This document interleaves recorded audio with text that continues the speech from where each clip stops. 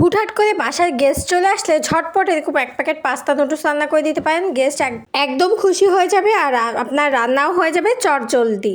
তো চলেন রান্নার প্রসেসিংটা দেখি। পানি গরম করে তাতে একটু লবণ আর তেল দিয়ে পাস্তাটা দিয়ে দিয়েছি। পাস্তাটা 70% সিদ্ধ হয়ে গেলে এবার নুডলসগুলো দিয়ে সিদ্ধ করে নিব। এবার সব কিছু নামিয়ে খুব ভালোভাবে পানি দিয়ে ধুয়ে নেব যেন ওভারকুক না হয়ে যায়। ঠান্ডা পানি দিয়ে সুন্দর করে ধুয়ে এক পাশে রেখে দিব পানি ঝরার জন্য। এবার একটা প্যানে একটু তেল গরম করে তাতে কিছুটা পেঁয়াজ কুচি দিয়ে দিব আর দিয়ে দিব সাথে ডিম। আমি এখানে 2টো ডিম ব্যবহার করেছি। আপনারা যদি অল্প পরিমাণে রান্না করেন তাহলে একটি ডিম দিয়েই হয়ে যাবে। ডিমের উপর একটু লবণ দিয়ে এবার আমি ডিমটাকে খুব ভালোভাবে নেড়েচেড়ে স্ক্রাম্বল করে তুলে রাখবো। ডিমটা তুলে রেখে ওই একই প্যানে আবারও অ্যাড করে দিব কিছুটা পরিমাণে সাদা তেল। এবার অ্যাড করে দিব আগে থেকে কুচি করে রাখা মুরগির মাংসগুলো। এখন একে একে দিয়ে দিব একটুখানি সয়া সস, সামান্য গোলমরিচের গুঁড়া আর আগে থেকে কুচি করে রাখা টমেটো, পেঁয়াজ, কাঁচামরিচ সব কিছু।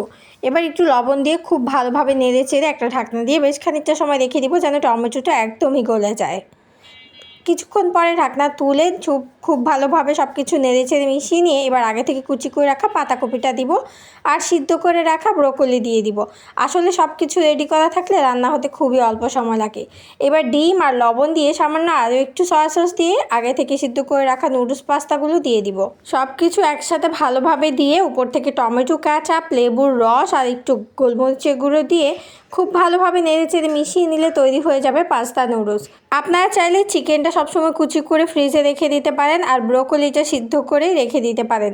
এতে করে আপনাদের রান্নাটা আরও বেশি সহজ হয়ে যাবে। খুব ভালোভাবে মিশিয়ে নেওয়া হয়ে গেছে। এখন চাইলে আপনারা পরিবেশন করতে পারেন আপনাদের পছন্দ মতো। আমি তো শসা আর টমেটো সস দিয়ে পরিবেশন করেছি, খেতে দারুণ লেগেছে।